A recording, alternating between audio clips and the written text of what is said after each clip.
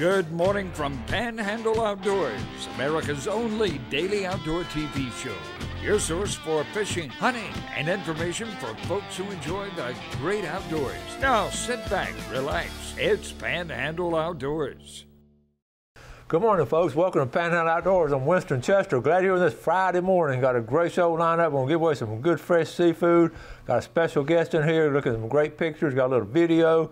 And was all kind, and then a fishing report. So you just sit back and get ready for some really good stuff this morning. Our weather brought to us by Hayden Technical Center at the corner of Baldwin and 77. Looking at a high today, 74, and low is 68. Water temperature is level off at 72 degrees, so we're in good shape there. Take a look at our river readings brought to us by Sandhill Seafood up on Highway 77. Good fresh seafood right there. The Apalachicola Bluntstown is level. It's at a 7.9. And the Choctawhatchee Carabelle the same way, is at a 6.5, and it's been really, all week long, it's been sitting just like that. Now later on, this rain we're getting coming in today, and then some, maybe Monday, it will start rising, but we'll let you know more about it later. The tide chart brought to us by Kent Forest Lawn. Today is Friday, April the 6th, and we're looking at today is a really, really good tide, so is tomorrow. Great tides this weekend. Next weekend, tides don't look that good. But some great tide weekends. We're looking at a high of 159 this morning and a low at 1252. Marine forecast, we're looking at a south-southeast at about 10 and swinging to the south at about 15 later on.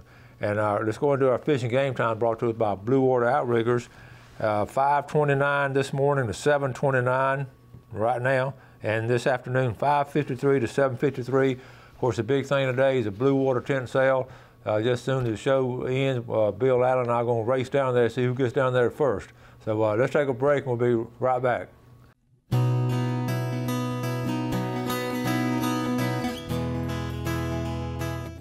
All right, welcome back and welcome to our good friend, Bill Allen. Hey, how are you doing? I'm good, Winston. How are you doing? I'm doing well. I got the memo on the shirt.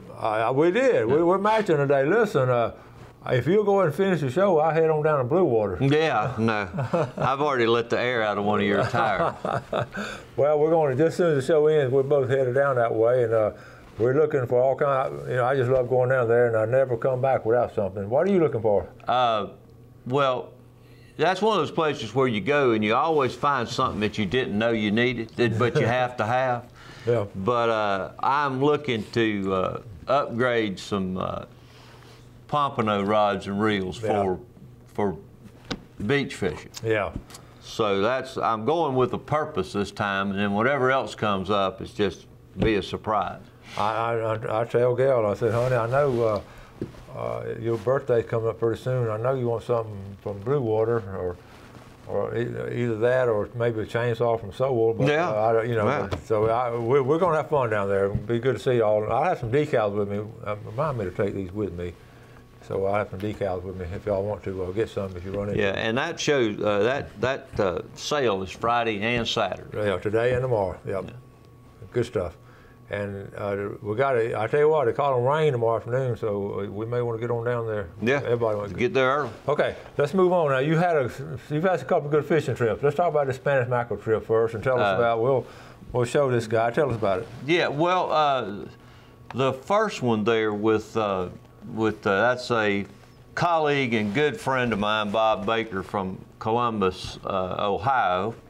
Hello to the Honda people in Ohio. You know, we have a fan base up there. But he is spending about half his time down here. I think I mentioned before, he just fell in love with the people here. And Jim took him fishing, and we've been out a few times, and they're actually buying a place down here. Awesome.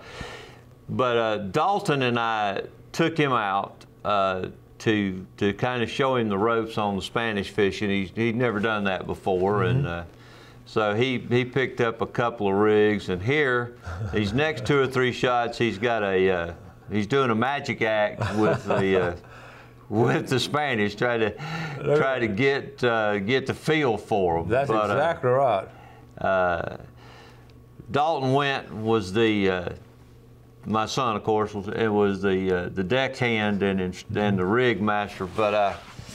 The really cool, and there's Dalton I think that was the first one that they caught, but then... yeah, there's Dalton with them. Okay. Yeah. Then And Bob's family was down here later, and he took them out on his own now, second trip, and that's Nate, his son, and they got into some Spanish and they had a wonderful time. You know, they're not in thick yet, but you know, they caught 12 or 15 or something like that, but that's what's really cool. I mean, you've experienced it a lot more than me, but you know, taking somebody out and kind of helping them out and showing them what to do, and then they go out and do it themselves and their families.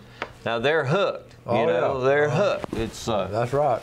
That's some great pictures and all. Yeah, and that was caught two. Of course, they got rigged up and caught using that Spanish rig. You know, caught two at a time. But they had a ball, and it's a pleasure having them down here. And it's just, I love doing stuff like that. That's awesome, and it's real simple fishing. Yet you be successful with it real quick. Oh yeah, and that's good. So this weekend, if you can get out maybe today or early part of tomorrow before the weather comes in, I definitely recommend Spanish mackerel fishing.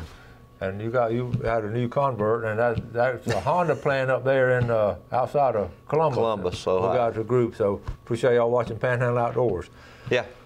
All right, now we got all kinds of things. We got some more pictures, but let's go and do a drawing, and then we're going to come back. We got some more pictures and a video. So this is going to be for Sandhill Seafood.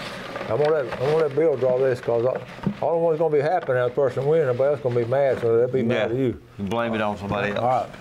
The winner of the Sandhill Seafood Platter is Esom Young from Defuniak. From Defuniak Springs. Just come right on down, hit I-10, come on down to 77 and head south on it. You know, they've got a really nice breakfast up there too. I haven't had a breakfast. Yeah, Dalton and I have eaten there. Don and I have eaten there, like on the coming back from hunting or something like that. We stopped for a late breakfast. But yeah. All right, sounds good. Let's take a break. We'll be right back.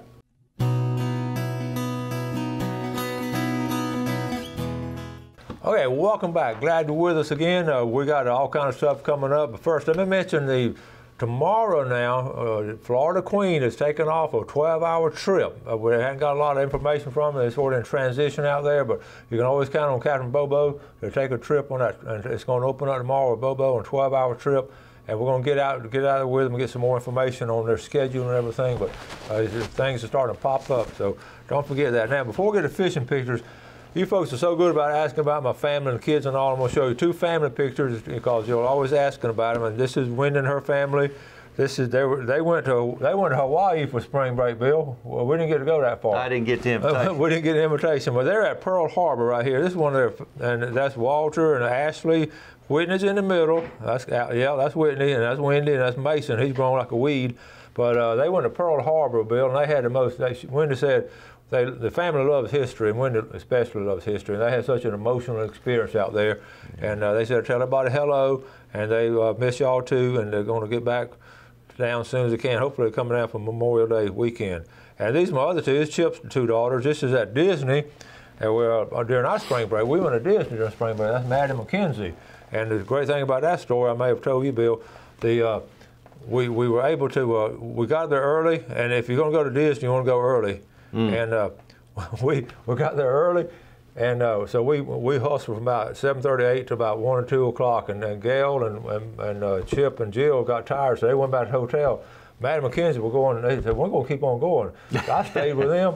Bill, folks, I stayed at Disney for 15 hours, and we went full speed because, see, I don't know how many more times I have a chance to do something like that with the kids. That's true. I was not going to miss 1 minute of it, so we just had a great time. So the family's doing great, and I appreciate y'all. A lot of times y'all ask about them and want to know what's going on. All right, speaking of... Some of the things grandfathers do. I know it. Speaking of family, we're talking about old Greg Brudnicki, and I know he's one of your closest friends growing up, and he has a great relationship with his dad on fishing. So let's talk about old Greg fishing, okay? We had the opportunity to run out last week. We had a real late tide that day. We didn't leave till 3 o'clock, and took his dad, of course, Mike, and we spent an hour and a half just dry. Couldn't find a fish in any way, shape, or form. But then when they got turned on, it turned out, as you can see, to be a really good day. That's a 22-inch trout that Greg caught. kind of to start things off. But it's not often I say it. I absolutely got 1 and 2 inch trout. I absolutely got schooled. Greg was on fire. I caught fish, but that's Mike in the background. But Greg had the hot hand, and we were fishing those those Paul Brown suspended baits, and that's one of them right there, the big chartreuse one that. That's what brought it in. He's got a hold of that. That's his dad's redfish, actually. Yeah, I believe it's his dad's redfish. But you'll see in the video, and that's it right there. That's Mike. If I'm not mistaken, it'll be in '92 this year. He made the cast, the fight, and did everything but net it. He did it all. Loved fishing with him, and Greg takes him as often as possible, and it's just it's a real honor to fish with him. I've known him since I was 8 years old. But now that is where it got worse on me. That's a 27-inch, 6-pound speckled trout. Wow. That Greg again caught, and so far he's got a 22 and a 27 that well, he you caught. were just like the film boy then. You were out there on the boat. I was the deckhand. I was running. And what happens is when we take Greg's boat, because Greg's got a situation where his dad can get on it, so I'll run the trolling motor, and Greg will fish and kind of deck for his dad. But yeah, I mean, it's... now, what did he catch out on? The same thing, that really? Paul Brown suspended bait. But and we caught a few redfish and a few trout. I did finally get in the game. Lost a big redfish and didn't have a good hook set. Never had a good hook set. But Greg didn't say anything to you, did he? No. I don't hear any flack about anything like that. But we just had, as usual, we had a fantastic time. But the gem was his dad catching that. You'll see the video. I mean, he loves to fish. He loves to fish every day of his life. And but Greg can give you a hard time if you miss it. Well, that's a good picture of him right there. There you go. How much? It was 27 inches, and by the time he was 6 pounds with the scale we had, so wow, it's pretty accurate. That's a great picture. And y'all were just fishing in the afternoon, or? Yeah, you can see it's getting real late there. That's another redfish that Greg had picked off and caught some in that size range, but it turned out to be a fabulous day. Greg was just on the big fish end of everything. And about, well, before we get the next picture, what was the tide doing? It was coming in. Coming in, coming tide. It was high later that afternoon. Yeah. And, you know, we went from fishing on the outside to working our way back up in the marsh. Yep. And that's where we caught basically all the fish. And literally 1 year ago, this is us down there catching pompano. Oh, was that day? That was last year this time? Yep, it was last year this time, May. I think 1 week difference. That was a good day, wasn't Mr. Brudnicki was there too, wasn't he? Yeah, that was him. That was him right there. Was that? That's him. It is. That's him right there. Yeah, but that's funny, you know. This time of year, we're talking about good fishing. Oh yeah, it's hot. We had a great time. All right, well, we're gonna do this and show the video. Okay, one more drawer. This is Tarpon Dock, and then we're gonna go to a 2-minute video of that trip. Okay, so draw. Okay, this will be for the $20 gift certificate from Tarpon Dock Seafood. Bill Allen, no. Pam Davidson of Panama City. Pam Davidson, $20, and a big red snapper is going to be. Well, I guess I can't pull that twice, can I? Ray Corbin, St. Joe Beach. St. Joe Beach. We'll hit them all. You covered Northwest Florida. There you go. All right, now tell us about what we got in this video coming up. This is not, certainly Jeff didn't shoot this video. I grabbed my camera real quick when I saw that Mr. Brudnicki, was hooked up on a big fish. Again, with a Paul Brown, and it doesn't sound like a big deal, but when you're 92, you make the cast, hook it up, and retrieve it, and the only thing Greg did was net it. It was a highlight of the day, not the big trout. It was Mr. Brudnicki doing that. That's cool. All right, Jeff, let's roll this video. Then we're gonna come back with our famous Friday fishing report.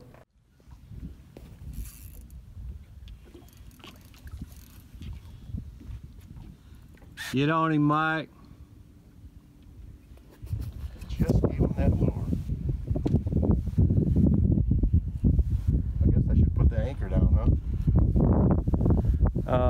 No. I think I'd let it because he's not very mobile. Yep.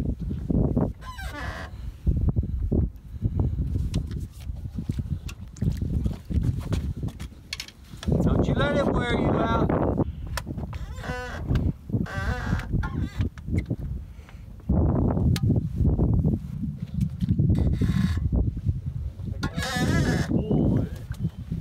Hold the rod tip up. Woo! We got a fight right here. That's not his first fish. That's a beauty. That is. Was that the first cast with that lure? About first or second, that's all.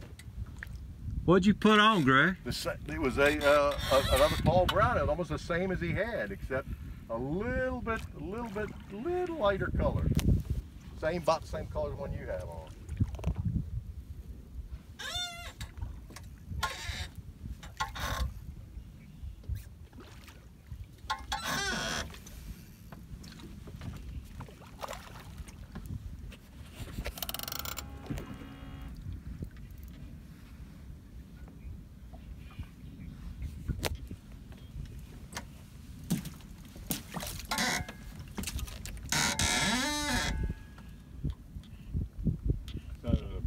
All right, get him up here.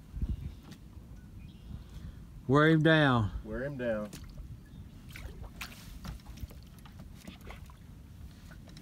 Get him out from under that. Get him. A little one. Greg. That ain't a little one. Oh, Christ almighty. That's a No, a little one. Now I just want to understand is, hey, Mike, look at me. Is that what you call a little one? For redfish, I caught them things up to 20-some pounds. Well, there ain't nothing tackle. there ain't nothing little about that one. Nice job.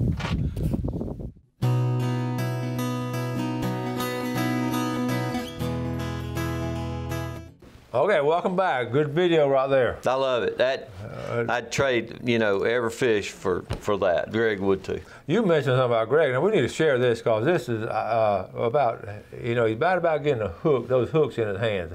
You said you tallied up how much?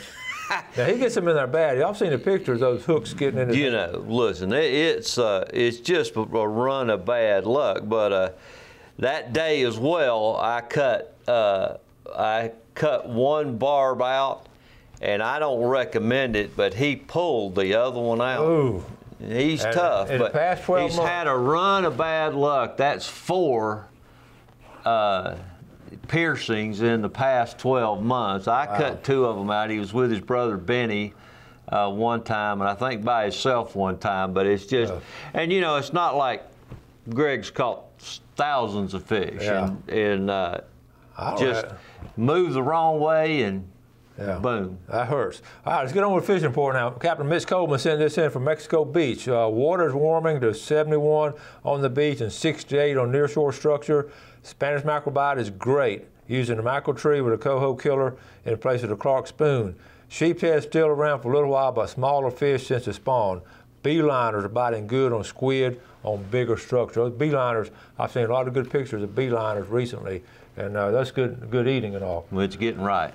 Bay fishing, obviously y'all went last week or two. Bay fishing been good on the incoming tide. The guys that I've talked to have done, have done well. We've had a little issue with water temperature back and forth, so it's a matter of finding the fish. And like that day, we fished outside in the flats for a while, but when we finally got way up in the marsh, that's where we found the fish. So. Spanish has been really good this past week if you can get out of the wind. That's the big thing. The wind's been tough. So, we always recommend really go Spanish fishing in the morning if you can. On Saturday mornings is the best time to go. And, we talked about what to use and all. Spanish is good. Sheephead's winding down a little bit at Jettas. They said that, I didn't get in pictures and all, but people that posted and everything said the boats were just wall to wall at one time. Yeah, you could see them when you run around out there. They were hurting them. Let's talk about Pompano. it's according to water conditions now. This is the time of year you're going to catch them. The thick ones aren't in yet. They're on the west end. You saw the picture of one guy caught 3 on one rig. Bear Hazel from the Funac Springs. You saw the picture on Tuesday morning catching 3 pounds. He had a time. On the west end of our viewing area. On the east end, not doing that well. It's been fairly slow, but it's going to take off soon. We talked to Carabelle yesterday. Grouper season, they're limited out in 45 feet of water. If you know anything about fishing, you don't say anything else. When you limit out on grouper in 45 feet of water, then you know you're doing good. And also, their trout fishing is really picking up behind the island, and the shrimp. Did y'all see have y'all seen ever been to shrimp boats? I know you up in the bay you don't see many because they're illegal. But we seen it the other day. Yeah, the shrimp are really moving around. We mentioned that too. The creeks, Burnt Mill Creek should be good. Crooked Creek, or East Bay. Tell us a little bit about East Bay. What's going on? Well, that's we were in East Bay when we caught those fish, and it's, like I said, I've spoken to a couple of guys, and once you find them, power pole down and work an area pretty good because they're kind of hanging together. How deep water were y'all in? When we caught those, less than 2 feet. Less than 2 feet. Yeah. We were floating. Most times what Greg likes to do and I do is try to get it set up with the wind. Use the wind and just use a drift that's going to take you over an area where, and typically first thing is we'll pop the power pole down when somebody hooks up and then fish that area out a little bit. That's a good way to do it. St. Joe Bay fish the same way in St. Joe Bay. We've got to start wrapping things up. It's been a great week. Bill, thanks for getting up. You stay here and clean up, and I'm going to go ahead and I'm going to head on down to Blue Water, and I'll meet you down there. I'm planning on being there when the doors open. All right, thank y'all for watching Panhandle Outdoors. I always appreciate Bill helping out so much. I'll do something good today for you fellow man. Have a great day, and God bless. God bless. Thanks for watching America's only daily outdoor TV show, Panhandle Outdoors with Winston Chester, featuring hunting, fishing, and other activities and information to help you enjoy the great outdoors. Join us next time for Panhandle Outdoors.